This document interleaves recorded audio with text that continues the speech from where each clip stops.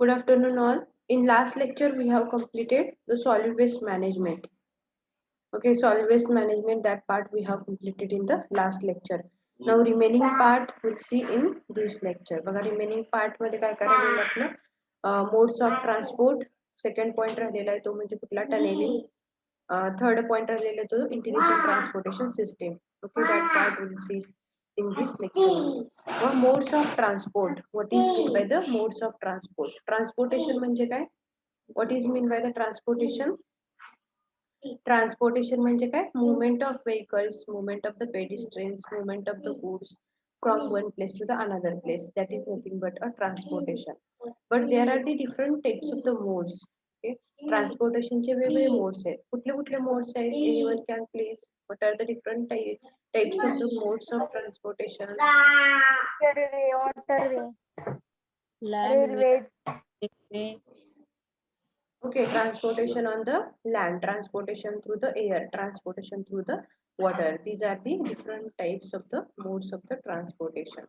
Okay, in detail we'll see what is this modes of transport. म्हणजे काय? The mode of transport describes the way goods are transported. म्हणजे way पाहिजे आपल्याला for the transportation, for the movement from one place to the another place. That is the mode of transport. And these modes are again depends upon the uh, basically these are the different types of the modes. You can see in this slide there is a one railway transportation means through the railway track, rail transportation. Second one is the road transportation through the land. त्यामध्ये रोडचं transportation through the land. Air म्हणजे काय? Air through होणारं जे transportation आहे त्याला आपण air transportation असं म्हणणार आहोत. वॉटर थ्रू होणारं transportation is nothing but water transportation. Pipeline मधून जे आपण ट्रान्सफर करतो, मुवमेंट ऑफ ऑइल असेल, movement of liquid, that is the movement of gaseous also, that will be transferred from one place to the another place. That is also one of the mode of transportation. And last one is the multimodal transportation. Multimodal म्हणजे काय? At a one point, at a one time we can use this road, or we can use the mode of transport for the multi purposes. It is known as the multimodal transportation system.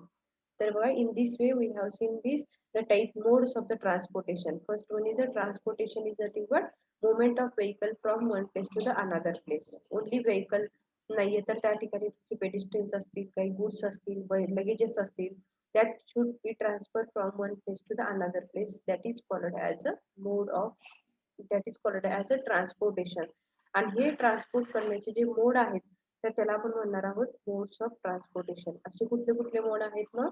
Railway means railway track वरून जी railway चालते तर त्या railway through आपण काय करतो, long distance वरती एका place पासून दुसऱ्या प्लेस पर्यंत आपण काय होऊ शकतो, ट्रान्सफर होऊ शकतो, मूव्ह होऊ शकतो. रोडवे, रोड म्हणजे जे काही व्हेकल्स आहेत, जे स्मॉल व्हेकल्स असतील, बिगर व्हेकल्स असतील, त्याच्या थ्रू पण जे ट्रान्सपोर्टेशन होतं, एक दोन वेगळ्या डिस्टन्सचं अंतर आपण कापतो by using the vehicles. That is also one of the type of the mode of transportation through the roads.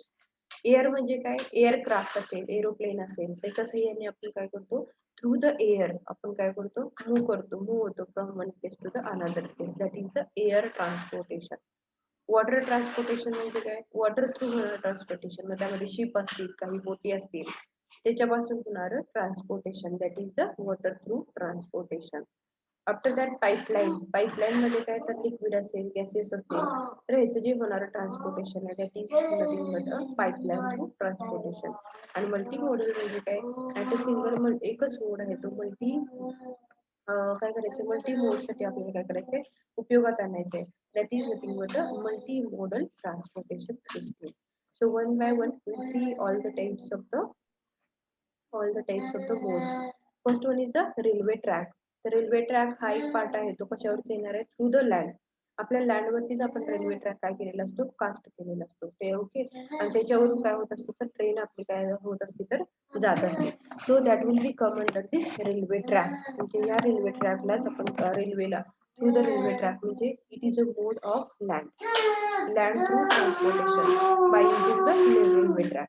या रेल्वे ट्रॅकचा उपयोग काय होतो तर हेवी जे लोड्स आहेत, ओके, हेवी लोड्स असतील, लार्ज लोड्स असतील, यांना सगळ्यांना ट्रान्सफर करायचे असेल एका फॉर अ लॉंगर डिस्टन्स. तर त्यासाठी आपण जे आपण मोड वापरतो तर त्या मोडमध्ये रेल्वे ट्रॅकचं ऍडिशन आहे का, तर railway track it will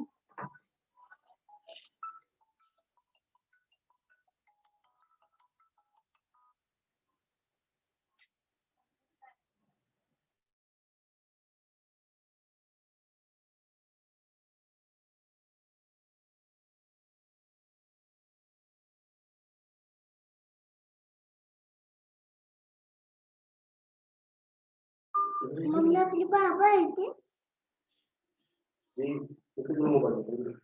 railway through होणारं transportation, that is the railway through होणारं transportation on the land. That is the railway is nothing but one of the transportation mode through the land. याचे advantages आणि disadvantages काय आहेत बघा. तर advantages मध्ये lowest overall cost, याची cost कशी आहे, ओव्हरऑल लोड आहे तो जास्त ट्रान्सफर केला जातो, त्याचं कॉस्ट जी आहे ती कॉस्ट कशी आहे तर कमी आहे. रेल्वे जी आहे ट्रान्सपोर्टेशन साठी कशी आहे, सेफ आहे for the transportation and it can be most effective, okay, when linked into the multimodal system. हे काय आहे तर मल्टी, आपण त्या ठिकाणी बघा ट्रेन थ्रू आपण काय करतो, माल वाहतूक नेऊ शकतो, पेडिस्ट्रेनला नेऊ शकतो, ते काय लगेजेस आहेत त्याला ट्रान्सफर करू शकतो, वॉटर आपल्याला ट्रान्सपोर्ट करायचं असेल तरी पण आपण रेल्वे ट्रॅकचे यूज करू शकतो, ऑइल असेल त्या ठिकाणी मीन्स मल्टीपर्पजेस साठी हा ट्रॅक आहे तो आपण काय करतो, यूज करतोय railway track. So these are the advantages of the railway track. Second आहे तो काय आपल्या डिसएडव्हान्टेजेस. यामध्ये डिसएडव्हान्टेजेस काय आहेत तर रेल्वे ट्रॅकचे जे काही रूट आहेत, the routes between the fixed terminals, म्हणजे हे रूट आहेत ते फिक्स्ड, ह्याचा वे आहे तो फिक्स्ड वे असतो. सेम आपण जर रोड वरती गेलो तर रोड वरती काय असणार आहेत, एकाच ठिकाणाहून वेगवेगळे रोड्स असतात. तर त्या रोडचं कनेक्शन आहे ते 1 2 3 4 असे काय असणार आहेत, आपल्याकडे ऑप्शन असतात कशासाठी तर फॉर द ट्रॅव्हलिंग साठी, रोड मोड मध्ये. पण सेम जर आपण तसंच जर रेल्वे ट्रॅक वरती बघितलं तर जो ट्रॅक आहे तो सेम ट्रॅक एकच ऑप्शन आपल्याला असणार आहे for the moving from one place to the another place. So that is the fixed terminals, आणि फिक्स्ड टर्मिनलचा यूज करूनच आपल्याला काय करायचंय, रेल्वे ट्रॅक थ्रू ट्रान्सपोर्टेशन करायचं आहे. They cannot stop at intermediary points, म्हणजे रेल्वे कुठेही मध्ये आधी स्टॉप होत नाही. सिग्नलिंग असेल, त्याला सिग्नल दिलेला असेल, माहिती असेल रेल्वे ट्रॅक मध्ये, तर इंटरमिडिएटला रेल्वे स्टॉप होऊ शकते. नसेल तर त्या ठिकाणी railway can not be stop at the intermediary point. That is the disadvantages of the railway transportation. Next one is the railway transport can not provide door to door service. Railway transport can not provide door to door service. काय करतात ते, door to door service हे provide करत नाही. Okay, समजलं का बघा. Modes of transportation आपण बघितले, there are the different modes, through the land, through the air and through the water. त्यामध्ये वॉटर थ्रू होणारं ट्रान्सपोर्टेशन, एअर थ्रू होणारं ट्रान्सपोर्टेशन आणि लँड थ्रू होणारं transportation. These all are the types of the major types of the transportation. त्यामध्ये आपण additional कुठले बघितले, multi modal transport system. Next second one त्यामध्ये बघितले आपण कुठली, तर that is the railway transportation system, road transportation system. Okay, these are the types of the modes of the transportation system. From that we have seen the railway transportation. Railway transportation he system कशी आहे तर यामध्ये maximum load, okay, heavy load काय करतं, transfer करायचं काम या ठिकाणी केलं जातं. याचे ऍडव्हान्टेजेस काय आहेत तर ह्याची कॉस्ट जी आहे ती कमी कॉस्ट आहे. ओके, आणि रेल्वे जी आहे सेफ आहे for the travelling from one place to the another place. It is a cost effective. ही कशी आहे तर cost effective and linked into the multimodal system. म्हणजे मल्टीमोडल सिस्टीमसाठी आपण या ठिकाणी याचा उपयोग करू शकतो रेल्वे ट्रॅकचा. का तर आपल्याला गॅसेस असतील, त्या ठिकाणी काही लिक्विड मटेरियल असतील, किंवा काही लगेजेस असतील, पेडिस्ट्रेन्स असतील, ओके, जे काही पीपल्स आहेत त्यांना मुवमेंटसाठी पण आपल्याला आपण काय करू शकतो तर we can use the railway track for the movement of all of that peoples. Then again there are the oils, again liquids are there. After that there are the some of the माल वाहतुकीच्या गाड्या आहेत. तर हे सगळं जे येतं तर that all come under this railway track. आणि हे महत्वाचं आणि सेफ आणखी जास्तीत जास्त लोड हा ट्रान्सफर केला जातो by using the railway track. पण there are the some disadvantages are also there for the railway track. कुठल्या तर रेल्वे आधीमध्ये कुठेही थांबत नाही, जंक्शन असेल त्याच ठिकाणी रेल्वे थांबली जाते. Okay, that is one of the disadvantages. याचे रूट जे आहेत ते रूट आहेत ते कसे असतात, फिक्स असतात. रेल्वे ट्रॅक हे कसे आहेत, फिक्स आहेत. Okay, rail transport can not be provide the door to door service. These are the points about the railway track. After moving towards the next slide, that is the road transportation. आता road हा एक mode आहे. तर road transportation म्हणजे काय, the most common mode of transport and it is used at least somewhere in almost all supply chains. बघा रोडचं connection आहे, आपण बघितलं मेन हायवे, त्यामध्ये state highways, national highways, district roads, नंतर विलेज रोड्स, या सगळ्याचं काय एक जाळं आहे. रोड म्हणजे एक नेटवर्क आहे. तर या रोडच्या नेटवर्कवरती आपल्याला काय असणार आहे, त्या ठिकाणी काही ऍडव्हान्टेजेस पण असू शकतात, काही डिसएडव्हान्टेजेस पण असू शकतात as a mode of transport. तर ऍडव्हान्टेजेस कुठले आहेत, तर मेन बेनिफिट फ्लेक्झिबिलिटी. फ्लेक्झिबिलिटी का आहे, तर रोडवरती फ्लेक्झिबिलिटी, कारण आपल्याला एकाच ठिकाणी जायचंय, तर त्या ठिकाणी वेगवेगळे काय असणार आहेत, रोड्स असणार आहेत 1 2 3 4. त्यामधला आपल्याला जो फ्लेक्झिबल असेल तो आपण काय करू शकतो, वापरू शकतो. That is the main benefit, flexibility. Second काय, तर ट्रॅव्हल स्पीड. यामध्ये रोड आहेत, तर रोड आता आता कसं होत चाललंय की रोडचे कन्स्ट्रक्शन आहे, तर ते रोडचे कन्स्ट्रक्शन कॉन्क्रीट रोडने बनवत चाललंय, बिटुमिनस रोड सगळे आहेत. सो दॅट जे व्हेकलचं स्पीड आहे ते सुद्धा कसं आहे, तर आता इन्क्रीज होत चाललेलं आहे ऑन द रोड. नंतर use extensive road network. Use extensive road, कारण रोडचं जे नेटवर्क आहे ते कसं आहे, एक्सटेन्सिव्ह आहे. या ठिकाणी सगळे रोड्स आहेत ते काय केलेले आहेत, नेटवर्क केलेले आहेत 1 by 1. and large number of carriers working in the same areas. Large number of carriers working in the same areas and easy to monitor the location of goods. तर या ठिकाणी बघा रोडवरती वेगवेगळे साइन्स आहेत, सिग्नल्स आहेत.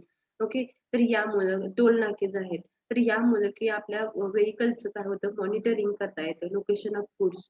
म्हणजे वेगवेगळ्या प्रकारे आपल्याला काय करता येते, व्हेकलची माहिती गोळा करता येते. ओके, वेगवेगळे रोड्स वापरता येतात, त्यामुळे आपण फ्लेक्झिबिलिटी अचिव्हमेंट करू शकतो. ओके, रोड आपल्याला जर रोडवरची इन्फॉर्मेशन पाहिजे असेल, आपल्याला जर साईन सिग्नल अगेन काही आपल्याला साईन असतात, सिग्नल्स असतात, बोर्ड लावलेले असतात रोड थ्रू, तर याच्या साह्याने आपण काय करू शकतो, मुवमेंट करू शकतो from one place to the another place. These all are the advantages of the roads, road transportation. Disadvantages मध्ये काय आहे, तर डिसएडव्हान्टेजेस मध्ये रोडवरती काय होणार आहे, कंजक्शन होऊ शकतं, ट्रॅफिक होऊ शकतं ऍट अ सिंगल पॉइंटला. बघा रोटरी सेक्शन आहे पुण्यामध्ये वगैरे, पुणे सिटीमध्ये वगैरे जर तुम्ही बघितलं तर कंटिन्युअसली 2 व्हीलर असेल, 4 व्हीलर असेल, मोठे व्हेकल्स असतील, तर यांचं ट्रॅफिक पूर्ण जाम असतं, कंजेक्शन असतं. त्यामुळे काय होणार आहे, त्या ठिकाणी एका प्लेस पासून दुसऱ्या प्लेस पण जाण्यासाठी अंतर कमी असतं, पण त्या ठिकाणी जो रिक्वायर्ड टाइम आहे तो पोहोचण्यासाठी, जर रिक्वायर्ड टाइम आहे ओरिजिन पासून ते डेस्टिनेशन पर्यंतचा, तो टाइम कसा असतो, तर जास्त असतो. आणि दुसरी गोष्ट म्हणजे डिपेंडन्स ऑफ फ्युएल प्राइस. आता या ठिकाणी डे बाय डे आपली फ्युएलची जी काही प्राइस आहे, त्या ठिकाणी पेट्रोल असेल, डिझेल असेल, ओके, तर ह्याची काय होत चाललेली आहे, किंमत आहे ती वाढतच चाललेली आहे. त्यामुळं this is also one of the disadvantages of the road transportation, okay, through the land. समजलं का सगळ्यांना? All of you understand modes of the transportation कुठले कुठले आहेत? रेल्वे ट्रॅक बघितलं आपण, रोड ट्रान्सपोर्टेशन या ठिकाणी बघितलं. All of you have understood? Yes. Okay. Now we'll move towards the next point, that is the water through transportation. आता water through transportation म्हणजे काय? It is a big volume for international traffic. तर water through होणारं transportation मग त्यामध्ये काही बोटी असतील, शिप असेल, ओके, आणि त्यामध्ये अमाऊंट ऑफ वॉटर किती अवेलेबल आहे त्याच्या थ्रू आपण काय करतो, ट्रान्सपोर्टेशन असतं. सी असेल समजा त्या ठिकाणी, कधी रिव्हर असेल, तर आपण बोटीच्या साह्याने ट्रान्सपोर्ट करू शकतो.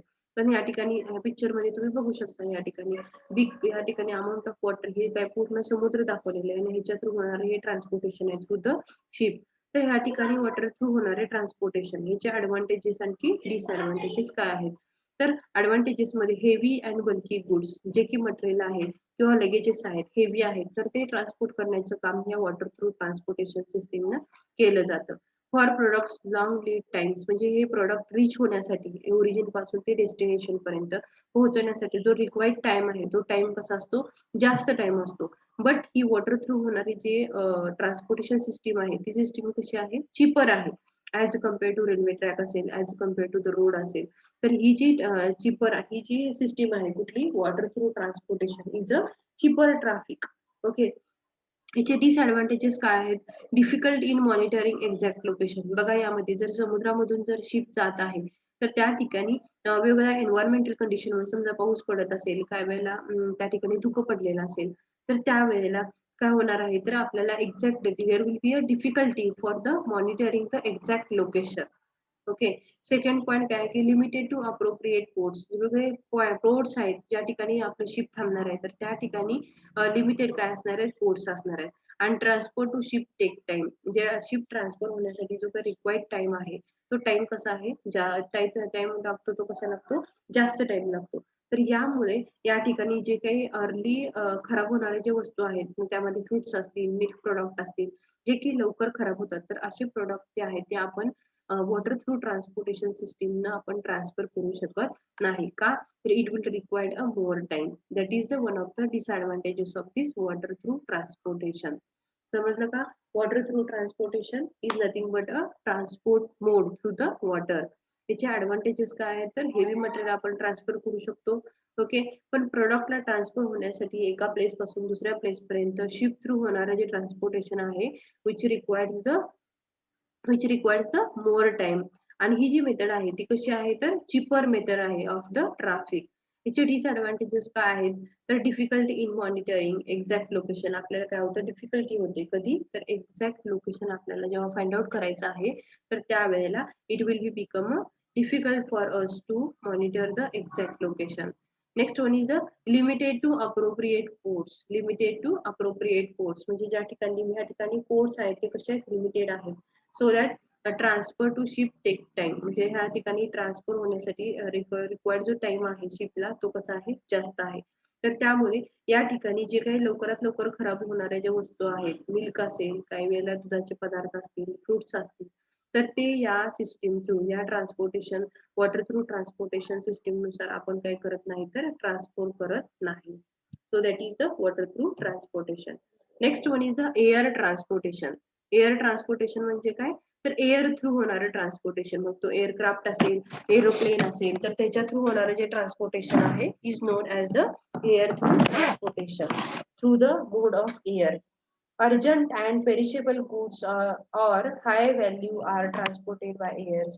ज्या ठिकाणी अर्जंट असेल, पेरिशेबल गुड्स असतील or high value are transported by air. म्हणजे या ठिकाणी अर्जंट असतील आणखी पेरिशेबल म्हणजे फूड्स असतील, मिल्क प्रोडक्ट असतील, तर त्यांना आपल्याला अर्जंट जर या ठिकाणी काय करायचं असेल ट्रान्सफर करायचं असेल from one place to the another place, तर त्यावेळेला रिक्वायरमेंट कशाची असणार आहे तर टाइम कमी पाहिजे आणि कमी टाइम मध्ये आपल्याला काय केलं पाहिजे ट्रान्सफर केलं पाहिजे material from one place to the another place. तर अशा वेळेला आपण काय करतो एअर थ्रू ट्रान्सपोर्टेशन, एअरक्राफ्ट असेल, एरोप्लेन असेल, याच्या थ्रू काय करतो आपण ट्रान्सपोर्टेशन करू शकतो.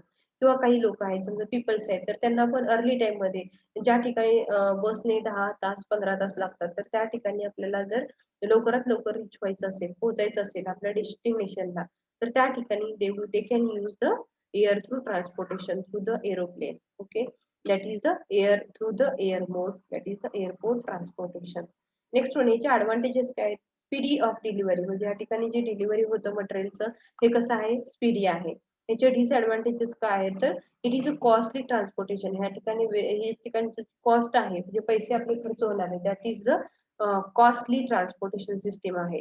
आणि वेट आहे ते वेट लिमिट कसं आहे there is a weight limit, excess weight या ठिकाणी वापरून चालत नाही. But this air through transportation is a risky method for the transportation. You can see the pictures also. समजलं का सगळ्यांना? All of you have understand? Yes, ma'am. Okay. Next one is the pipeline through transportation. आता बघा वेगवेगळ्या pipelines आहेत, या पाईपलाईनच्या साह्याने आपण आता बघतच आहोत की गॅसचं ट्रान्सफर गॅस आहे तो एका प्लेस पासून दुसऱ्या प्लेस पर्यंत मूव्ह होतो. त्याच्या थ्रू नंतर परत दुसरी गोष्ट म्हणजे आपल्याला ऑइल असेल, पाणी असेल, तर ह्याचं पण ट्रान्सपोर्टेशन आपण करतो जे की पाईपलाईन थ्रू करतो.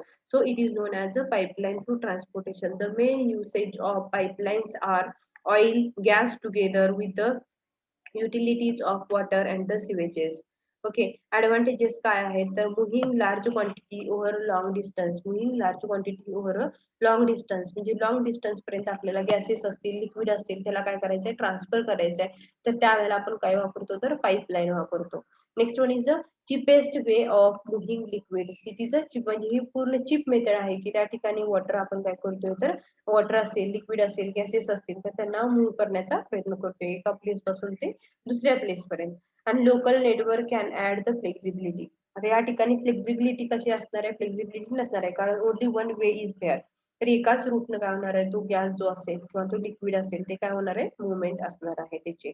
डिसएडव्हान्टेजेस काय आहेत, तर बिईंग स्लो, ही जी प्रोसेस आहे transferring the gases liquid from one place to the another place, याच्यासाठी लागणारा जो वेळ आहे तो कसा असणार आहे, कमी असणार आहे. हे काय आहेत, इनफ्लेक्झिबल आहेत. का इनफ्लेक्झिबल असं का म्हटलेलं आहे, तर ते काय आहे, तर इनफ्लेक्झिबल म्हणजे काय, त्याची डिरेक्शन फिक्स असणार आहे. दुसऱ्या डिरेक्शन फिक्स आहे, ज्या थ्रू पाईपलाईन स्प्रेड केलेले आहे त्या थ्रूच काय होणार आहे, वॉटरचं ऑइलचं ट्रान्सपोर्टेशन या ठिकाणी होणार आहे. Only carrying large volume of certain type of the fluids, म्हणजे it will be carry only a certain types of the fluids. So this is nothing but a pipeline. तर या ठिकाणी बघा, only liquid we can transfer, gases also we can transfer from one place to the another place, but we cannot transfer the luggages or some of the solid materials. Okay, so that is the pipeline through the transportation. Last one is the multimodal transport. Multimodal transport म्हणजे काय, एकाच वेळेला आपल्याला काय करायचं आहे, दोन किंवा त्याच्यापेक्षा जास्त डिफरंट मोड ऑफ ट्रान्सपोर्टेशन करायचं आहे त्या रोडवरती. ओके, त्या refer the journeys that involve to or more different modes of transport is known as a multimodal transport. तुम्हाला एक्झाम पॉइंट ऑफ व्ह्यूने आपले जे air transportation, water transportation and land through transportation इतकंच विचारलं जाईल. त्यामध्ये मल्टीमोडल ट्रान्सपोर्ट ही एक additional concept आहे, की तुम्ही फक्त लक्षात ठेवा की मल्टीमोडल म्हणजे काय, या ठिकाणी दोन किंवा दोनपेक्षा जास्त डिफरंट मोड्स ऑफ ट्रान्सपोर्ट या ठिकाणी अवेलेबल आहे. ओके, मल्टीमोड साठी ही सिस्टीम आहे ती वापरली जाते, that is the multimodal transportation system. आता या ठिकाणी चॉईस ऑफ मोड्स, आता चॉईस ऑफ मोड हे कशावरती दिसलं, आता वेगवेगळे मोड आहेत. त्यामध्ये आपल्याला तुम्हाला सांगितलं लँड थ्रू होणारं ट्रान्सपोर्टेशन, त्यामध्ये पण रेल्वे, त्या ठिकाणी रेल्वे आहे, रोडवे आहे, परत वॉटर थ्रू होणारं transportation and the air through होणारं ट्रान्सपोर्टेशन. एवढे आपले काय चॉईसेस आहेत. तर या चॉईस मध्ये आपल्याला काय करायचं, सिलेक्ट करायचं आहे. तर कुठला चॉईस आपण सिलेक्ट करणार, तर डिपेंड्स अपॉन द फॅक्टर्स. त्यामध्ये मग स्पीड असेल, व्हॉल्यूम असेल, सिक्युरिटी असेल, कॉस्ट असेल and types of the goods. Goods म्हणजे कुठल्या टाइपचे मटेरियल आपल्याला काय करायचे, ट्रान्सपोर्ट करायचे आहे. तर ह्याच्यावरती बेस ठेवून आपण काय करू शकतो, we can choose the mode of transportation from one place to the another place. So you can understand the speed. आता स्पीड मध्ये काय बघा, हाय स्पीड, हायवेला कसं स्पीड आहे, हायवे जर कन्सिडर केला आपण मोड ऑफ ट्रान्सपोर्ट, तर त्या ठिकाणी स्पीड कसं आहे, तर हाय स्पीड आहे. व्हॉल्यूम या ठिकाणचं कसं आहे, तर व्हॉल्यूम इज व्हेरी लो. कारण रोडवरती, आता रोडवरती जे आपण चालतो, तर रोडवरून जे व्हेकल जातात त्याच्यामध्ये कसं असतं, व्हॉल्यूम आहे, लगेजेस आहेत ते कसे आहेत, तर कमीत कमी आहेत. So it's volume is also less. Security जर बघितली तर कशी आहे, मीडियम आहे. आणि कॉस्ट या ठिकाणची कशी आहे, तर लो कॉस्ट आहे. आणि टाइप्स ऑफ गुड्स, या ठिकाणी वेगवेगळ्या टाइपचे गुड्स, वेगवेगळ्या टाइपचे मटेरियल आपण काय करू शकतो, या ठिकाणी वापरू शकतो. या वेगवेगळ्या ठिकाणी या ठिकाणी ही हायवेची मेथड आहे, मोड्स ऑफ ट्रान्सपोर्ट आपण काय करू शकतो, यूज करू शकतो.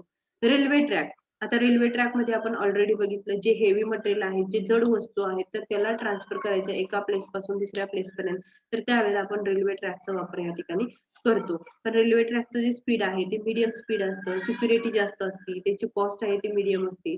आणि large type of the material, large heavy material आहे, तर त्यांना आपण ट्रान्सफर करायचं काम या रेल्वे ट्रॅक थ्रू करतो. Okay, water, next one is the water.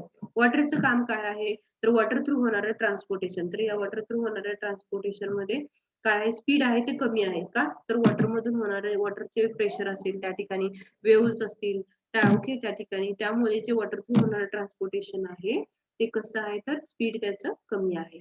Volume कसं आहे, हाय व्हॉल्यूमचं material, very high volume material आपण काय करू शकतो, ट्रान्सफर करू शकतो. सिक्युरिटी काय आहे, त्या ठिकाणी हाय आहे, पण कॉस्ट कशी आहे त्याची कमी आहे, कॉस्ट कमी आहे. Okay, commonly for heavy and large material we can transfer by using the water through transportation mode. Air through transportation, आता एअर थ्रू होणारं ट्रान्सपोर्टेशन म्हणजे कसं असणार आहे, व्हेरी हाय स्पीड असेल, त्या ठिकाणी व्हॉल्यूम त्या ठिकाणचं कमी असणार आहे, जे की एअर थ्रू होणाऱ्या ट्रान्सपोर्टेशन मोड मध्ये जे व्हॉल्यूम असेल that is the less volume. Security त्याची जास्त असणार आहे, कॉस्ट पण कशी असणार आहे, जास्त असणार आहे. अर्जंट पेरिशेबल गुड्स और हाय व्हॅल्यू, म्हणजे जे पदार्थ आपल्याला लवकरात लवकर पोहोचवायचे आहेत, ओके, कमीत कमी वेळामध्ये आपल्याला जास्त अंतर कापायचं आहे तर त्यावेळेला आपण काय करायचं आहे, एअर थ्रू होणारं ट्रान्सपोर्टेशन म्हणजे एअरक्राफ्ट असेल किंवा एरोप्लेन थ्रू आपल्याला काय करायचंय, मटेरियल आहे ते ट्रान्सपोर्ट करायचं आहे. आणि last one is the multi modal system. म्हणजे मल्टी मॉडल म्हणजे एकाच वेळेला मल्टी टास्किंग त्या ठिकाणी केलेलं असलं पाहिजे, मल्टी मोडचा उपयोग झाला पाहिजे. That is the choice of mode, that is the multi modal. म्हणजे मल्टी मॉडल ट्रान्सपोर्टेशन सिस्टीम ती कशी आहे, स्पीड जास्त आहे, त्याचं व्हॉल्यूम पण जास्त आहे, सिक्युरिटी जास्त आहे, त्याची कॉस्ट पण जास्त आहे, आणि टाईप ऑफ फूड्स कसे आहेत तर सगळ्या टाईपचे फूड्स या ठिकाणी आहेत. This is nothing but your chapter. This is your modes of transportation point is completed over here. समजलं का बघा सगळ्यांना? मोड्स ऑफ ट्रान्सपोर्टेशन मध्ये वेगवेगळ्या टाईपचे मोड आहेत. कुठले कुठले मोड आहेत सांगा चला पटपट. What are the different modes of transportation? Airways, waterways, Airway, waterway, airway, waterway, railways, okay, railway, railways, roadway बघितलं तुम्ही, एअरवे, वॉटरवे, पाईपलाईन असेल, मल्टीमोडल असेल. बघितलं रेल्वे थ्रू होणारं ट्रान्सपोर्टेशन बघितलं, advantages disadvantages we have seen. रोडचे ऍडव्हान्टेजेस डिसएडव्हान्टेजेस, वॉटर थ्रू होणारे advantages disadvantages, air through होणारे ऍडव्हान्टेजेस डिसएडव्हान्टेजेस, पाईपलाईन थ्रू होणारे, and the last one is the multimodal transportation system. That point is completed over here. Now we'll move towards the next slide. Next point, that is the new point, that is the tunnel engineering.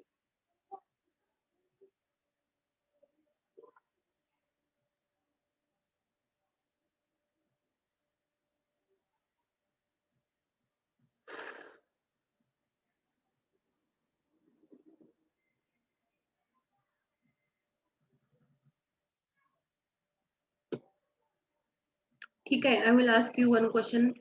Tunnelling म्हणजे काय? Tunnelling बघितलंय का कोणी? Tunnel tunnel कुणी कुणी बघितलंय? बोला. Tunnelling, tunnel म्हणजे काय? कोण सांगेल का मला? What is the tunnel? मराठीमध्ये सांगा, टनेल म्हणजे काय? underground passway, ओके, अंडरग्राउंड जे आपल्याला पॅसेज आपण क्रिएट करतो, that is nothing but a tunnel. Tunnel म्हणजे मराठीमध्ये त्याला आपण बोगदा असं म्हणतो, बरोबर आहे का? तर या बोगद्या थ्रू आपण काय करतो की आपल्याला जर व्हेकल ट्रान्सपोर्ट करायचे असतील तर त्यासाठी आपण काय करतो, एक्सकॅव्हेशन करून, जो डोंगराळ भाग वगैरे आहे तर त्या ठिकाणी जाऊन एक्सकॅव्हेशन करून आपण काय करतो, एक अंडरग्राउंड पॅसेज तयार करतो, that is nothing but a tunnelling. तर हे टनेलिंगची आपल्याला काय करायचे, थोडीफार माहिती असणं गरजेचं आहे. What is the tunneling, what are the different methods of tunneling, टनेलचे कुठले कुठले टाइप्स आहेत त्या ठिकाणी, मटेरियल कुठलं कुठलं वापरलं जातं, टनेलिंग मध्ये वेगळ्या मेथड्स, त्यामध्ये मकिंग म्हणजे काय, टनेल मध्ये परत शिल्डिंग म्हणजे काय असतं, ओके, टनेल मध्ये लाइनिंग म्हणजे काय असतं, हे जे मेथड्स आहेत, हे जे पॅरामीटर्स आहेत, हे तुम्हाला माहिती असणं गरजेचं आहे. तर बघा, इंट्रोडक्शन टू टनेल. टनेल म्हणजे काय? Tunnels are underground passage used for transportation. They could be used for carrying freights and passengers, water and the sewage etc. बघा, या ठिकाणी टनेल म्हणजे काय? एक अंडरग्राउंड या ठिकाणी पॅसेज आहे, जो की आपण कशासाठी यूज करतो, फॉर द ट्रान्सपोर्टेशन. मग ते जे ट्रान्सपोर्टेशन आहे, they can carry the freights, passenger move होऊ शकतात, फ्राईट्स या ठिकाणी मूव्ह होऊ शकतात, किंवा वॉटर असेल किंवा त्या ठिकाणी स्वेज असतील, तर ह्या सगळ्याचा उपयोग आपण काय करणार आहोत या ठिकाणी, अंडरग्राउंड पॅसेजचा वापर आपण या ठिकाणी करणार आहोत. कशासाठी? तर वॉटर ट्रान्सपोर्टेशन करायचं असेल, समजा त्या ठिकाणी सिवेज डिस्पोजल साठी असेल, किंवा पॅसेंजरना मूव्ह करण्यासाठी असेल, ओके, तर त्या ठिकाणी व्हेकलचं ट्रान्सपोर्टेशन असेल, तर या गोष्टीसाठी आपण काय करतो, अंडरग्राउंड पॅसेज आहे तो क्रिएट करतो, and that is nothing but a tunnel engineering. For different purposes we are cutting or we are making underground passage which will be helpful for us for the traveling, for the moving from one place to the another place, that is the tunneling. आता या tunnel मध्ये काय, the methods involved are underground properties known as tunnel driving and the surface is not disturbed. आपण अशा पद्धतीने tunnel त्या ठिकाणी construct करायचं आहे की त्या ठिकाणी वरची किंवा खालची जी आसपासची जी काही त्या ठिकाणची जमीन असणार आहे, अर्थवर्क असणार आहे, तर ती अजिबात त्या ठिकाणी डिस्टर्ब नाही झाली पाहिजे. Okay, the surface should not be disturb. If that surface is disturb, तर त्यावेळेला काय होणार आहे, ऑटोमॅटिकली लँडस्लाइड होऊ शकतं किंवा त्या ठिकाणी जो आपला टनेल आहे तो टनेल काय होऊ शकतो, त्या ठिकाणी बरखास्त होऊ शकतो. तर त्यासाठी आपल्याला we should take care about the points. कुठले कुठले, तर त्या ठिकाणचा जो सरफेस आहे तो कसा पाहिजे, हार्ड पाहिजे. हार्ड असेल तर it should not be disturb with the tunneling. Okay, आता it is understand that the first tunnel was constructed by Egyptians and Babylonians about 4,000 years ago, and it was built to connect two buildings in Babylon. The length and width and height of this tunnel were 910 meter, 360 centimeter, and the 450 centimeter. म्हणजे बघा, पहिला जो tunnel आहे तो कुठं construct केलेला आहे, तर तो म्हणजे कुठं, इजिप्तमध्ये. इजिप्तियन लोकांनी काय केलेला आहे, पहिला जो टनेल आहे तो काय केलेला आहे, कन्स्ट्रक्ट केलेला आहे. किती वर्षापूर्वी, तर 4,000 वर्षापूर्वीच्या अगोदर, 4 वर्षापूर्वी त्यांनी काय केलं होतं, they have constructed the tunnel. Tunnel म्हणजे काय समजलं का, tunnel is a underground passage which is helpful for us to move from one place to the another place. आणि हे इकॉनॉमिकल का असणार आहे, समजा आपण काय केलेलं आहे, ते अलाइनमेंट फिक्स केलेले आहे आणि त्या ठिकाणी आपल्याला काय करावं लागते की आपल्याला रोड तयार करायसाठी पूर्ण रोड पोखरावा लागतो. त्या ठिकाणी पूर्ण रोडचं पूर्ण डोंगर जो आहे तो पूर्ण काय करावा लागतो, त्यात एक्सकॅव्हेट करावं लागते. मग ते महत्वाचं की आपल्याला त्या ठिकाणी एक छोटा होल ड्रिल करून, एक पॅसेज ड्रिल करून त्याच्या थ्रू ट्रान्सपोर्टेशन केलेलं सोपं. हा जर विचार केला तर त्या ठिकाणी एक होल ड्रिल करून किंवा एक त्या ठिकाणी पॅसेज ड्रिल करून आपण जर त्या ठिकाणी ट्रान्सपोर्टेशन जर केलं, मुवमेंट केलं from one place to the another, that is the safe for us. आणि त्या ठिकाणी कॉस्ट पण त्यासाठी रिक्वायर्ड कशी असणार आहे, कमी असणार आहे. So for that purpose we have used this tunnel for the transportation system at the different sites. For what purposes, moving from the one place to the another place. त्यामुळे काय होणार आहे, तो कॉस्ट ऑफ कन्स्ट्रक्शन आहे ती पण कमी जाणार आहे, एक्सकॅव्हेशनची जी कॉस्ट आहे ती कमी होणार आहे. आणि तिसरी गोष्ट म्हणजे त्या ठिकाणी time required will be less, fuel required will be less. So हे सगळे जे आहेत ते these all are the advantages of this tunnel. Okay, tunnel जर विचारलं तर तुम्ही घेऊ शकता, त्या ठिकाणी म्हणू शकता टनेल म्हणजे अंडरग्राउंड पॅसेज आहे which will be helpful for us to move from one place to the another place. Second मध्ये काय सांगितले तुम्हाला, पहिला टनेल कुठं कन्स्ट्रक्ट झाला, 4,000 वर्षापूर्वी इजिप्त लोकांनी काय केला होता, टनेल आहे तो फर्स्ट काय केला होता, कन्स्ट्रक्ट केला होता. Next one is the tunnel. You can see this tunnel. हा टनेल जो आहे तो असा शेपचा असतो, वेगळ्या शेपचे टनेल्स असतात. तर त्यामध्ये हा जो टनेल आहे, you can C in this picture. Okay, हा एक टनेल या ठिकाणी पिक्चर शो दाखवलेला आहे तुम्हाला. Next one is the advantages of the tunneling. Advantages काय काय आहेत बघा. Tunnels are more economical than open cuts beyond the certain depths. Okay, आता ओपन कट म्हणजे काय, आपल्याला रोडचं कन्स्ट्रक्शन करायचं आहे तर पूर्ण काय करावं लागेल, सरफेस आहे तो ओपन करावा लागेल, म्हणजे एक्सकॅव्हेट करावं लागेल लेवलड सरफेस. तर त्याच्यापेक्षा पण आपण जर त्या ठिकाणी टनेल जर कन्स्ट्रक्ट केले तर that will be better for us, that will be economical for us. Okay, that is one of the advantages. Okay, लक्षात घ्या, एक डोंगर आहे त्या ठिकाणी, आधी आपला फ्लॅट सरफेस होता, आता पुढे डोंगर आहे, तर त्या ठिकाणी आपल्याला काय करावं लागेल, तर पूर्ण डोंगरावरती आपल्याला त्या ठिकाणी रोडचं कन्स्ट्रक्शन करावं लागेल. तर त्याच्या ऐवजी जर आपण हे सेम फ्लॅट सरफेस जो आहे तो सेम जर पुढे कंटिन्यू आपण जर कशामधून केला, टनेल थ्रू केला, जर ट्रॅव्हल केला रोड, तर that will be become a economical for us. Okay, next one is the tunnels avoid disturbing or interfering with the surface life and traffic during construction. Tunnel provides to be cheaper than bridges or open cuts to carry public utility services like water, sewer, and the gases. If tunnels are provided with easy gradient, the cost of hauling is decreased. In this case, the aerial welfare and bombing of cities, the tunnels would grant better protection as compared to the bridges. म्हणजे या ठिकाणी बघा, जे काही bridges आहेत, या ठिकाणी जे काही टनेल आहे, तर टनेलचं कन्स्ट्रक्शन कसं असणार आहे, if that tunnel construction is a through the passage through the hilly area, तर त्यावेळेला काय होणार आहे की ऑटोमॅटिकली एका प्लेस पासून दुसऱ्या प्लेस पर्यंत जाण्यासाठी जी काही रिक्वायर्ड कॉस्ट आहे, रिक्वायर्ड फ्युएल आहे, ते काय होणार आहे, कमी होणार आहे. आणि त्या टनेलचा आपण काय वापर करू शकतो, तर वेगळ्या सर्व्हिसेससाठी, वॉटर ट्रान्सफर करण्यासाठी, सिव्हिअर या असतील किंवा गॅसेस ट्रान्सफर करण्यासाठी काय करू शकतो, automatically through the pipeline also we can go for the gases transportation. ह्या टनेलचा आपण काय करू शकतो, वापर करू शकतो. याच्यामुळे जे काही हाऊलिंग कॉस्ट म्हणजेच काय एका प्लेस पासून दुसऱ्या प्लेस पर्यंत जाण्यासाठी जे रिक्वायर्ड फ्युएल आहे ते सुद्धा कसं असणार आहे, कमी असणार आहे. So in this way, these advantages of the tunneling, the tunneling is economical for us and it is advantageous for the us in this way. Next one is the economics of tunneling.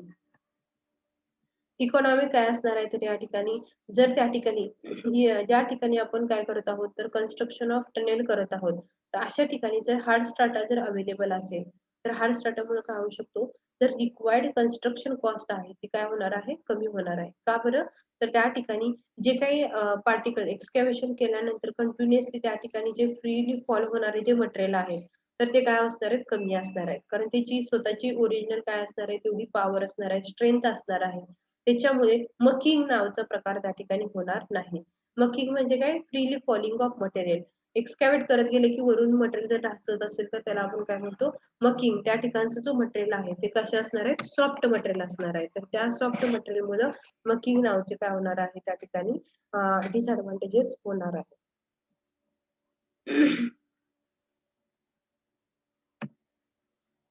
या ठिकाणी टनेलिंगचं काय आहे तर वेगवेगळ्या methods आहेत. तर tunneling, selection of route for the tunnel. टनेलिंगचा route आपण जेव्हा सिलेक्ट करतो तर त्यावेळेला वेगळ्या गोष्टीचा या ठिकाणी विचार केला जातो. पहिली म्हणजे कुठले, alignment of the tunnel. Alignment म्हणजे काय, centre line of the road, तसंच centre line of the tunnel हे आपल्याला काय करायचंय, फिक्स करायचं. तर त्यावेळेला अलाइनमेंट, सिलेक्शन ऑफ रूट या ठिकाणी सिलेक्ट करत असताना पहिली जी कॅटेगरी, पहिला जो पॉइंट आहे तो कुठला मेजर मनामध्ये घेतला जातो, विचारात घेतला जातो, that is the alignment. Alignment restraints, alignment हा पहिला पॉइंट आहे, अलाइनमेंट ऑफ द टनेल. दुसरा काय आहे तर environmental conditions, in environmental consideration. तर बघा, अलाइनमेंट रिस्ट्रेंट्स मध्ये काय होतं, underground space is a heterogeneous mass and in addition problems like water table position, fractured rock etc are to be tackled through detailed inspection, evaluation of the existing alignment.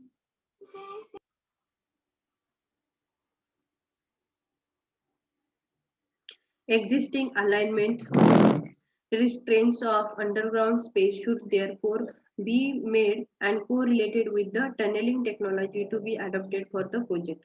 म्हणजे या ठिकाणी बघा, आपण बघितलं होतं जिओ टेक्निकल इंजिनिअरिंग स्टडी मध्ये की bearing capacity of soil हा स्ट्राटा हार्ड आहे की नाही हे आपल्याला जर टेस्ट करायचं असेल, चेक करायचं असेल, तर त्या ठिकाणी आपण काय करतो, एक होल ड्रिल करतो. ड्रिल होल केल्यानंतर वेगवेगळ्या डेप्थ वरती वेगवेगळ्या काय असणार, तर हॉरिझॉन्टल त्या ठिकाणी काय असणार आहे, तुमचं बोरिंग असणार आहे. हे बोर जेव्हा हॉरिझॉन्टल ड्रिल करू तेव्हा आपल्याला काय मिळणार आहे, तर वेगवेगळ्या डेप्थ वरती वेगवेगळ्या लेंथ वरती आपल्याला काय मिळत जातील, सॅम्पल मिळत जातील. आणि त्याच्यावर आपण ठरवू शकतो की या ठिकाणी कुठल्या टाईपचा स्ट्राटा आहे. समजा जो स्ट्राटा आहे तो कसा आहे, लूज आहे, त्या ठिकाणी वॉटर टेबल अवेलेबल आहे. ओके ओके, त्या ठिकाणी लूज सॉइल आहे, वॉटर टेबल अवेलेबल आहे. तर त्या ठिकाणी काय केलं जातं, मग आपल्याला त्या ठिकाणी टेस्टिंग केल्यानंतरच समजून येते की त्या ठिकाणी required cost for the tunnelling is more. म्हणजे जास्तीत जास्त त्या ठिकाणी इन्स्पेक्शन करायची गरज आहे, इव्हॅल्युएशन करायची गरज आहे. तर हा जो स्टडी आहे तर अलाइनमेंट फिक्स करत असताना हा पूर्ण स्टडी त्या ठिकाणी केला जातो की बाबा वॉटर टेबल अवेलेबल आहे की नाही, कुठल्या टाईपचा स्ट्राटा आहे, हार्ड आहे की स्ट्रॉंग आहे त्या ठिकाणी. ओके, त्या ठिकाणी मग वॉटर टेबल कंटिन्युअसली अवेलेबल असेल तर टनेलिंगचं कन्स्ट्रक्शन जर आपण केलं तर कंटिन्युअसली सिपेजेस होत राहणार. तर याचा स्टडी आहे तो या ठिकाणी आपण while selecting the alignment of the tunnel काय केला जातो, स्टडी केला जातो. Next one is the environmental conditions. आता environmental consideration at the time of the tunnel. ते काय, the site of tunnel should be selected in such a way that the least difficulty is experienced for various environmental factors such as disposal of exhaust gas, groundwater and mud etc. म्हणजे site अशी आपल्याला select करायची आहे की ती कशी असली पाहिजे, स्ट्रॉंग असली पाहिजे. त्या ठिकाणी जे फॉइल गॅसेस बाहेर पडतात ते कसे पाहिजेत, कमी पाहिजेत. ओके, आणि जे मकिंग फॉर्म होणार आहे, मकिंग म्हणजे काय, जे लूज मटेरियल आहे ते जे फॉर्म होतात ते कसं पाहिजे, कमीत कमी प्रमाणामध्ये असलं पाहिजे. ग्राउंड वॉटर अवेलेबल त्या ठिकाणी नसलं पाहिजे. जे एन्व्हायरमेंटल व्हेरियस डिफिकल्ट एन्व्हायरमेंटल जे गॅसेस आहेत ते पण कसे क्रिएट झाले पाहिजेत, तर कमीत कमी क्रिएट झाले पाहिजेत. So such a environmental conditions consideration we have to take while the selecting the route of the tunnel.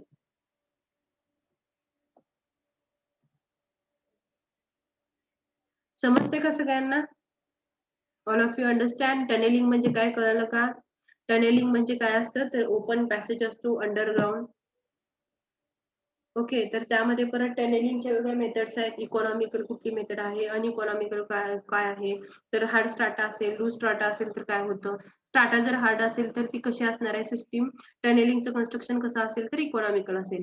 जर स्ट्राटा जर त्या ठिकाणचा लूज असेल तर ती टनेल जो आहे तो कसा असेल, अनइकॉनॉमिकल असेल. रिक्वायर्ड कॉस्ट ही कुठे जास्त असणार आहे, तर मेंटेनन्स कुठे जास्त असणार आहे, तर त्या ठिकाणी वॉटर टेबल अवेलेबल आहे, लूज सॉइल आहे, तर अशा ठिकाणी काय असणार आहे, कॉस्ट आहे ती कन्स्ट्रक्शनची जास्त असणार आहे.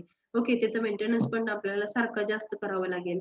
ओके, त्यासाठी आपण साईट सिलेक्ट करत असताना अशी साईट सिलेक्ट करायची की त्या ठिकाणी जो स्ट्राटा आहे, अवेलेबल स्ट्राटा आहे, तो कसा असला पाहिजे, हार्ड असला पाहिजे. समजलं का सगळ्यांना? Yes, ma'am. ओके, आता या ठिकाणी डिफरंट मेथड्स कुठल्या कुठल्या त्या आपण बघूयात. फुल face method, head and benching method, हे जे आहेत ते मेथड्स ऑफ टनेलिंग. ह्या मेथड आहेत त्या टनेलिंगच्या मेथड आहेत. याच्या थ्रू काय केलं जातं, टनेलिंगचं कन्स्ट्रक्शन केलं जातं. आता फुल फेस मेथड म्हणजे काय, it is a full face method is adopted only for small pallet, जे स्मॉल टनेल्स आहेत, जे स्मॉल टनेल्स आहेत which do not exceed the diameter about the 3 meter. Diameter 3 meter पेक्षा जास्त नाहीये. जे छोटे छोटे जे टनेल आहेत तर त्याचं कन्स्ट्रक्शन करण्यासाठी जी ही फुल फेस मेथड आहे ती काय केली जाते, वापरली जाते. जे छोटे छोटे टनेल आहेत which having the diameter is less than 3 meter, such a types of the method, that is the full face method, is useful to construct a tunnel. तर त्यामध्ये बघा द व्हर्टिकल कॉलम, यामध्ये बघा काय केलं जातं, टनेलची जेव्हा अलाइनमेंट फिक्स केली जाते तेव्हा व्हर्टिकल डोंगरातून वरून व्हर्टिकल काय केले जातात, कॉलम, छोटे छोटे कॉलम्स डील केले जातात. आणि परत अंडरग्राऊंडला पण काय केले जातं, आडवे आणखी उभे असे दोन्ही मेन आणि सबमेन असे दोन्ही काय केले जातात, तर ड्रिलिंग केलं जातं. आणि त्याच्या थ्रू ह्या टनेलचं काय केलं जातं, कन्स्ट्रक्शन केलं जातं. जेणेकरून जे बोरहोल, जे होल्स पाडलेले आहेत तर त्याच्या थ्रू एअर आहे ती त्या टनेल मध्ये काम करणाऱ्या लोकांना मिळाली पाहिजे. ओके, हॉरिझॉन्टली पण तो जो ड्रिलिंग केलेला आहे त्याच्या थ्रू पण लोकांना काय मिळालंच पाहिजे, तर ऑक्सिजन मिळाला पाहिजे, फ्रेश एअर मिळाली पाहिजे. याचा सगळ्याचा स्टडी या ठिकाणी केला जातो. A series of drill holes about 10 mm to 40 mm diameter are drilled at about 1200 mm centers. म्हणजे या ठिकाणी होल्स आहेत ते ड्रिल केले जातात, व्हर्टिकली होल्स. का, तर फ्रेश एअर त्यामध्ये जाण्यासाठी. टनेल मध्ये जे लोक काम करत आहेत कशाचं, टनेलिंगचं, तर त्यांना फ्रेश एअर मिळण्यासाठी तर त्या ठिकाणी वेगवेगळे ड्रिल होल्स आहेत ते काय केलेले असतात, ड्रिल केले जातात, vertically as well as the horizontally also. Heading आणि की बेंचिंग. हेडिंग म्हणजे काय आणि बेंचिंग म्हणजे काय, तर बघा, this is the method usually adopted for all railway tunnels. या ठिकाणी बघा रेल्वेचे जे टनेल आहेत म्हणजे रेल्वे ज्यामधून पास होते तर त्या ठिकाणी हेडिंग आणि की बेंचिंग मेथड आपण काय करतो, यूज करतो. तर हेडिंग इज द टॉप, म्हणजे हेडिंग म्हणजे काय, टॉप पोर्शन, ज्या through startup of the tunnel आहे तर त्याला आपण काय म्हणणार आहोत, top portion, which will B 3700 mm, म्हणजे किती आहे बघा, त्या ठिकाणी 3.7 मीटर इतका काय आहे त्याचा डायमीटर आहे. अँड 4.6 मीटर इतका काय आहे, head of the bottom portion is known as the bench. म्हणजे टॉप पोर्शनला हेड म्हणलेलं आहे, आणखी बॉटम पोर्शनला त्यांनी काय म्हणलेलं आहे, बेंच असं म्हटलेलं आहे. हेड म्हणजे एंट्रन्स आणि एक्झिटला आपण काय म्हणतो, त्या ठिकाणी बेंचिंग असं म्हणतो. तर या रेल्वे ट्रॅकला याच्या थ्रू काय होणार आहे, रेल्वे आहे ती काय होणार आहे, ट्रान्सफर होणार आहे एका प्लेस पासून ते दुसऱ्या प्लेस मध्ये थ्रू टनेल. नेक्स्ट जर पॉइंट या ठिकाणी बघितला तर त्या ठिकाणी फुल फेस मेथड समजली असेल. फुल फेस म्हणजे काय, which having the diameter is less than 3 meter. तर अशा ठिकाणी आपण काय करतो, तर टनेल काय तो कन्स्ट्रक्ट करतो bye using the full face method. Second method मध्ये आपण काय करतो, तर हेडिंग आणि की बेंचिंग मध्ये, तर हेड आणि की बेंच काय करायचं आपल्याला, कन्स्ट्रक्ट करायचंय. 3700 mm म्हणजे 3.7 इतका काय असणार आहे, हेड असणार आहे. आणखी बेंच म्हणजे किती, 4.6 मीटर इतका बेंच असणार आहे. हेड म्हणजे काय, स्टार्टिंग, आणि बेंच म्हणजे काय, एक्झिट. म्हणजे starting of the tunnel that is the heading and benching of the tunnel that is the end of the exit of the tunnel. Drift system, या ठिकाणी बघा ड्रिफ्ट सिस्टीम आणखी pilot tunnel method. Drift system काय म्हणते, in this system drift is first driven of appropriate size usually of 3 meter by 3 meter. या ठिकाणी काय केलं जातं, एक ड्रिफ्ट मेथड मध्ये पहिल्यांदा काय करतात, जर एक स्क्वेअर एक टाइप ऑफ द शेप आहे तो कट करून घेतात, म्हणजे 3 मीटर बाय 3 मीटरचा एक स्क्वेअर आहे तो कट करून घेतात, तो कंटिन्युअसली एक्सकॅव्हेट करत जातात. आणि तो एक्सकॅव्हेट करत असताना त्याच्या बरोबर drill holes are provided round and drift in the end. आणि त्या ठिकाणी जो आता 3 बाय 3 चा क्रॉस सेक्शन एरिया आहे तो काय करतात, बोर होल्स त्याच्या बाजूला ड्रिल करत करत तो एरिया आहे तो कशाचा, तर टनेलिंगचा तो एरिया आहे, तो क्रॉस सेक्शन एरिया काय केला जातो, वाढवला जातो. That is nothing but a drift method.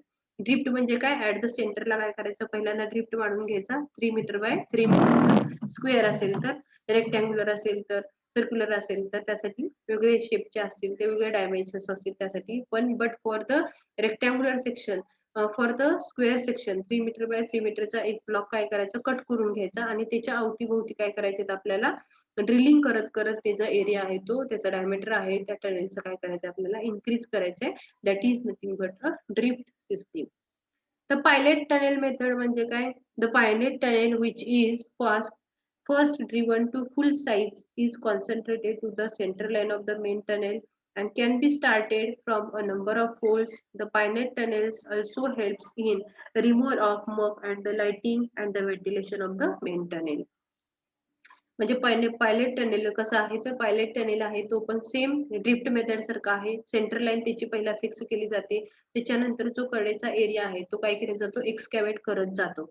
आणि पायलट टनेल आहे ते कसे आहेत, हेल्प रिमूव्ह कशासाठी हेल्प करतात, तर रिमूव्हल ऑफ मक, यामध्ये मकिंग जे काही लूज मटेरियल आहे तर ते काय केलं जातं, रिमूव्ह केलं जातं. आणि लाइटिंग असेल, व्हेंटिलेशन आहे, तर या टनेल मध्ये काय असतात, जास्त चांगले असतात, छान व्यवस्थित असतात as compare to the other types of the tunneling method. Pilot tunnel मध्ये कुठलं व्हेंटिलेशन असेल, लाइटनिंग प्रोव्हाइड केलेलं असते. मगचं रिमूव्हल ऑफ मगचा रेट आहे तो कसा आहे, जास्त असणार आहे त्या ठिकाणी, म्हणजे रिमूव्ह केलं जातं mucking. Okay, this is nothing but a pilot tunnel method. आता shape of tunnel, shape of tunnel कुठले कुठले आहेत, सर्क्युलर शेप आहे, रेक्टँग्युलर शेपचे टनेल असतात, एक शेपड्याचे टनेल्स असतात, हॉर्सशू टाइपचे टनेल्स असतात, इलिप्टिकल टनेल्स असतात आणि सेगमेंटल टनेल्स असतात. अशा वेगवेगळ्या टाइपचे काय आहेत, तर टनेल्स आहेत. Will see what are the shapes of the tunnel. बघा या ठिकाणी you can check this slide. तर यामध्ये बघा वेगवेगळ्या टाइपचे शेप आहेत. Circular shape which is in the circular shape. नंतर एग शेपचा दिसतो तुम्हाला टनेल. इलिप्टिकल क्रॉस सेक्शन म्हणजे अशा सेम शेपचे काय केलेले असतात टनेल आहेत ते कन्स्ट्रक्ट केले जातात हार्ड स्ट्राटा थ्रू. परत हॉर्स शू टाइप, यामध्ये बघा हॉर्स शू त्याच्या पद्धतीने आहेत. नंतर व्हर्टिकल वॉल्स, आर्च शेप अशा पद्धतीने, वरून म्हणजे सर्क्युलर सेक्शन आणखी खाली रेक्टँग्युलर सेक्शन, या दोन्हीचं कॉम्बिनेशन केलेलं या ठिकाणी तुम्हाला दिसतंय. नंतर इज बॉक्स टाइप म्हणजे रेक्टँग्युलर बॉक्स टाइपचं कणे या ठिकाणी क्रॉस सेक्शन आहे. These are the shapes of the tunnels. या टाइपचे शेपचे टनेल काय केले असतात, कन्स्ट्रक्ट केलेले असतात. समजते का सगळ्यांना? All of you understand? Yes, ma'am. Yes, ma'am. Okay. Yes, ma'am. Next point is the tunnelling through the soft ground. आता मी ऑलरेडी तुम्हाला सांगितले की tunnelling through the soft rock.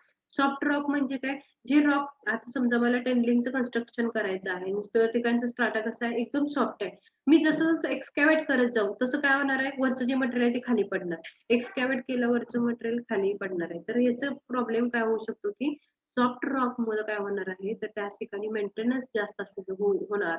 त्या ठिकाणी वॉटर अवेलेबल असेल तर वॉटर त्या ठिकाणी पर्क्युलेट होणार आहे. तर त्यासाठी आपल्याला काय करायला लागेल, जर टनेलिंगचं कन्स्ट्रक्शन करायचं असेल तर त्या ठिकाणी हार्ड स्ट्राटा असणे हे गरजेची गोष्ट आहे. लक्षात आलं? तर 4 पोलिंग मेथड. आता ही कशी आहे मेथड, या मेथड मध्ये पण काय केलं जातं, तर ही एक ओल्ड मेथड आहे टनेलिंगची. तर आता नवीन जी मेथड आलेली आहे ती निडल बीम मेथड म्हणून आहे. तर ही निडल बीम मेथड आहे ती काय केली जाते, यूज केली जाते फॉर द टनेलिंग कन्स्ट्रक्शन. तर निडल बीम मेथड काय म्हणते बघा, this method is useful when the soil is hard enough to stand for few minutes. A small drift is prepared for inserting a needle beam consisting of 2 eye girders and bolted together with a wooden block in the center. तर यामध्ये needle beam method जी आहे, तर या needle beam मेथडच्या साहाय्याने आपण काय करतो, टनेल बोरिंग मशीन मधून आपण काय करू शकतो, डायरेक्टली टनेलचं कन्स्ट्रक्शन करतो. But this method is for the hard strata only. तुम्हाला याच्यावरती इन डिटेल मेथड्स काय विचारले जाणार नाहीयेत, but only you should know what are the different methods of the tunneling. Fore poling method, त्यामध्ये निडल बीम मेथड ही जास्तीत जास्त प्रमाणामध्ये आता वापरली जाते for the construction of tunnels. आता शिल्डिंग म्हणजे काय, तर शिल्ड म्हणजे काय असतं, तर नक्की methods of tunneling through the sub aqueous strata. तर या ठिकाणी आपल्याला काय करायचं आहे, टनेलिंगला शिल्ड घालायचं आहे. शिल्ड म्हणजे काय असतं, तर बघा आता आपण लूज मटेरियल आहे तरी पण आपण काय केलं, कन्स्ट्रक्शन केलं, तर त्यावेळेला जे वरचं लूज मटेरियल आहे तर त्या टनेलिंग मध्ये फॉल्स होऊ नये, टनेलिंग मध्ये पडू नये, तर त्यासाठी आपण काय करतो, टनेलला काय करतो, शिल्ड करतो. शिल्ड म्हणजे प्रोटेक्शन प्रोव्हाइड करतो. मग ते स्टील वायरिंगचं असेल, ओके, त्या ठिकाणी कॉन्क्रीटचा वेगळे मटेरियल वापरून व्यवस्थित त्या ठिकाणी काय केलं असेल, रोड सरफेस ज्या ठिकाणचा जो टनेलचा सरफेस आहे वरचा खालचा, तो काय केलेला जातो, पूर्ण पॅक करून घेतला जातो. किंवा काही वेळेला विटा असतात किंवा काही वेळेला मेसोनरी आहे त्याचा वापर करून आपण काय करतो, तर पूर्ण पॅक करून घेतो. तर that is the shield tunnelling. A shield is a movable frame and it is used to support the face of the tunnel. म्हणजे आपल्याला जो टनेल आहे तर टनेलचे जे काही फेस आहेत, वरचा असेल खालचा असेल, तर त्या फेस मधून जो काही लूज मटेरियल आहे ते फॉल्स होऊ नये कशामध्ये, तर आपल्या टनेल मध्ये. तर त्यासाठी टनेल शिल्डिंग ऑफ टनेल आपण काय केलं जातं, त्या ठिकाणी प्रोव्हाइड केलं जातं. शिल्डिंग ऑफ टनेल केल्यानंतर काय होतं की त्या ठिकाणी जी काही फॉल्स मेथड आहे, त्या ठिकाणी जे मटेरियल फॉल्स होणार आहे कशामध्ये, टनेल मध्ये, तर ते काय होतं, कमी प्रमाणामध्ये होणार आहे. कारण कॉन्क्रीट आणखी त्या ठिकाणी जे स्टील मटेरियल्स आहेत तर ते जर वापरले तर it automatically resist to falls the material in to the tunnel. Okay, next one is the planer process or the compressed air tunneling. आता आपण बघितले की वेगवेगळे काय काय केले जातात, त्या ठिकाणी होल्स ड्रिल केले जातात, त्याला आपण शाफ्ट असं म्हणतो. कशामध्ये, तर टनेलिंग मध्ये. वर्टिकल बोर होल्स आपण ड्रिल करतो, हॉरिझॉन्टली पण बोर होल्स आपण ड्रिल करतो. तर या ड्रिल्स थ्रू काय केलं जाते, कॉम्प्रेस्ड एअर आहे ती सोडली जाते कशामध्ये, तर टनेलिंग मध्ये. तर ही जी कॉम्प्रेस्ड एअर आहे तर त्याचा उपयोग काय, तर समजा कन्स्ट्रक्शन ऍक्टिव्हिटी चालू आहे तर त्यावेळेला तिथे जे काम करणारे लोक आहेत तर त्यांना एअर, कॉम्प्रेस्ड एअर, त्या ठिकाणी एअर मिळावी, त्या थ्रू ऑक्सिजन मिळावा, तर त्यासाठी ही काही मेथड आहे तर कॉम्प्रेस्ड एअर टनेलिंग. तर त्यामध्ये कॉम्प्रेस्ड एअर काय केली जाते, सोडली जाते. काय वेळेला टनेलिंग आहे, त्या ठिकाणी पूर्ण कन्स्ट्रक्शन झालेलं आहे पण व्हेकल पास होत आहेत, तर अशा वेळेला पण जर त्या ठिकाणी एअरचं सर्क्युलेशन असेल तर जे पीपल्स असतील, पेडिस्ट्रियन्स असतील, जे चालत जाणारे लोक आहेत किंवा जे टू व्हीलर फोर व्हीलर आहेत, तर त्यांना त्या ठिकाणचा जो एअर, त्या ठिकाणी जी एअर आहे तर ती त्या ठिकाणी मिळावी, तर त्यासाठी ही मेथड आहे ती म्हणजे कॉम्प्रेस्ड एअर टनेलिंग मेथड.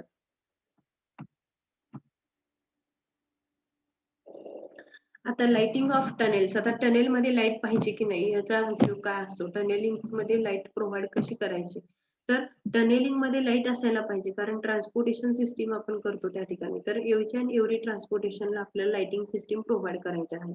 तर याच टनेलिंग मध्ये काय केलं जातं, लाइटिंग प्रोव्हाइड केलं जातं. The situation which demand the adequate light can be obstruction in tunnel, drilling and mucking zones, bottom of the shaft, storage points, pumping station, underground repair shops. म्हणजे बघा या ठिकाणी लाइटिंग आहे ते कसं केलं जातं, प्रोव्हाइड केलं जातं वेगवेगळ्या ठिकाणी. मग त्या ठिकाणी कुठे ड्रिलिंग असेल, टनेल असेल, तर टनेल मध्ये tunnel obstruction in the tunnel, काही ऑब्स्ट्रक्शन असेल, समजा काही वेळेला डिरेक्शन पण चेंज होते, तर त्यावेळेला पण त्या ठिकाणी जर लाईट असेल, लाईट जर प्रोव्हाइड केलेली नसेल तर त्या ठिकाणी ऍक्सिडेंटचे पण चान्सेस त्या ठिकाणी असू शकतात.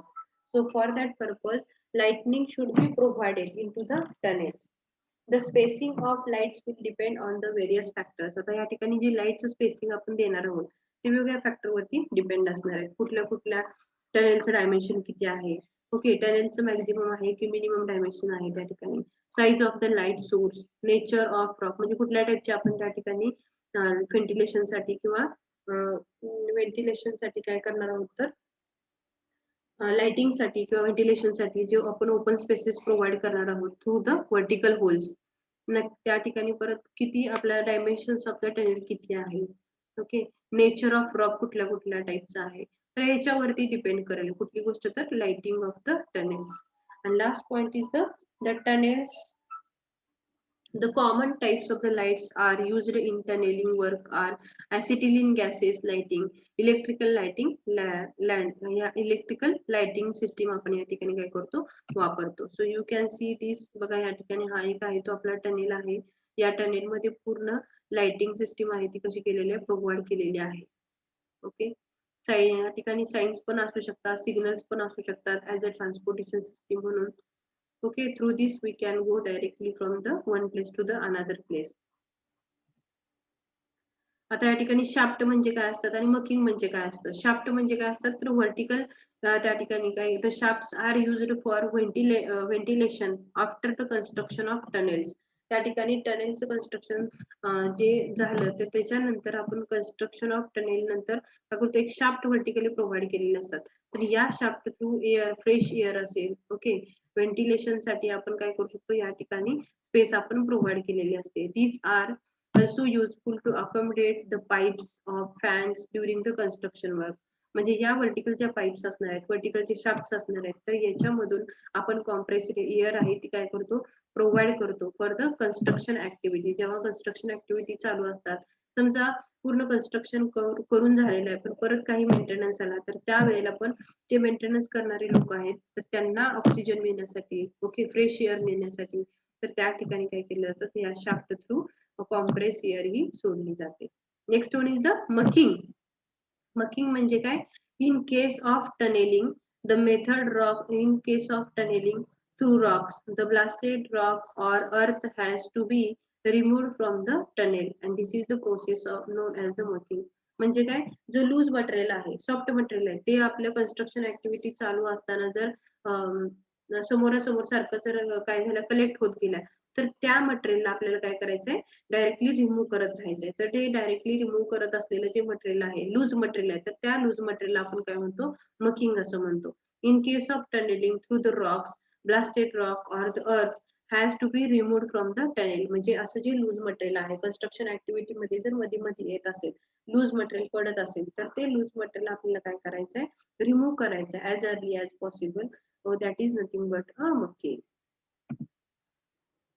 Blow in method and the exhaust method, हे जे मेथड्स आहेत ते फ्रेश एअर आपल्या टनेल मध्ये सोडण्यासाठीच्या व्हेंटिलेशन साठी या मेथड्स काय केले जातात, या ठिकाणी प्रोव्हाइड केल्या जातात.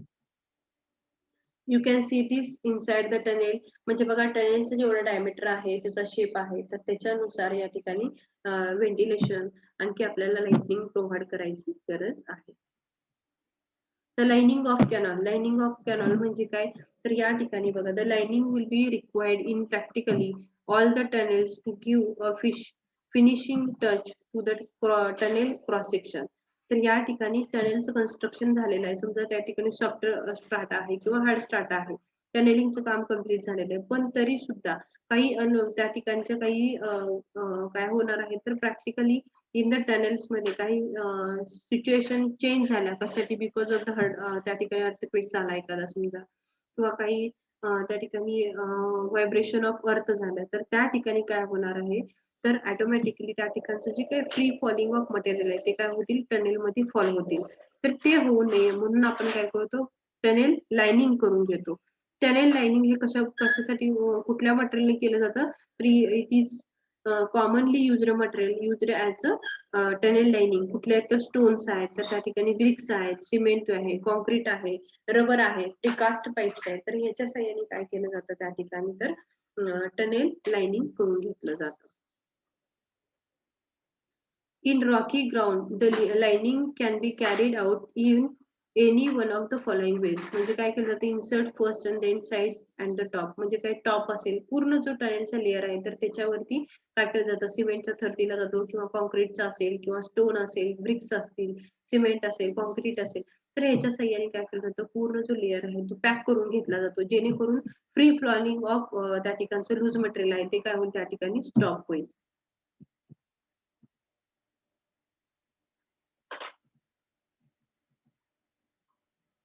These are the cross section. अशा पद्धतीने या ठिकाणी काय केलं जातं, टनेलिंगचं कन्स्ट्रक्शन केलं जातं. जो एरिया आहे तो पहिल्यांदा काय केला जातो, पूर्ण कट करून घेतला जातो आणि त्याच्या थ्रू आपण इंटरनली काय करतो, हॉरिझॉन्टल डिरेक्शन मध्ये 1 बाय 1 आपण कटिंग करत त्या ठिकाणी पूर्ण क्रॉस सेक्शन एरिया त्या ठिकाणी टनेलचा कन्स्ट्रक्ट केला जातो as per the width. Maintenance of the railway track. तर या ठिकाणी बघा, जर रेल्वेसाठी असेल किंवा आपल्या व्हेकल ट्रान्सपोर्टेशनसाठी जर आपण त्या ठिकाणी जर ह्याचं कन्स्ट्रक्शन केलं असेल, कशाचं, तर आपल्या टनेलिंगचं, तर त्या ठिकाणी वेळच्या वेळी आपल्याला काय केलं पाहिजे, मेंटेनन्स केला पाहिजे. For what purposes?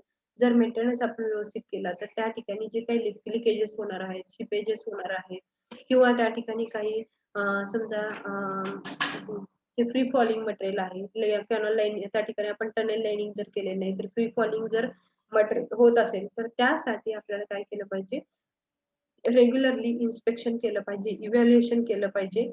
and after the inspection evaluation whatever the requirement that should be fulfilled on the time, त्याची केअर आपण घेतली पाहिजे. the slope of the portals at entry and exit should be checked. म्हणजे बघा, slope किती आहे at the entrance ला and at the exit ला, तो आपण चेक केला पाहिजे.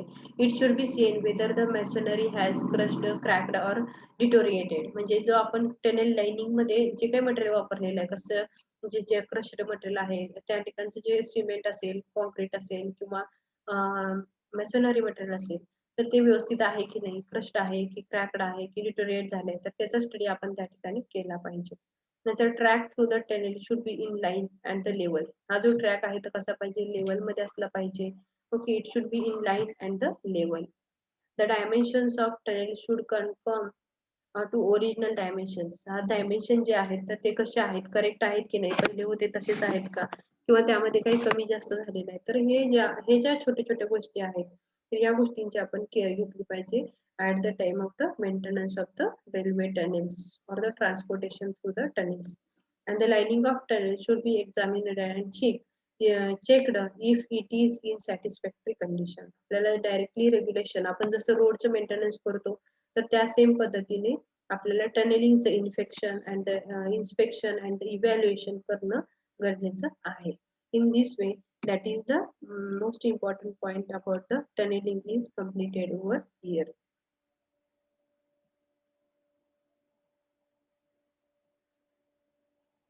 Okay, thank you all. Remaining one part, that is the intelligent transportation system.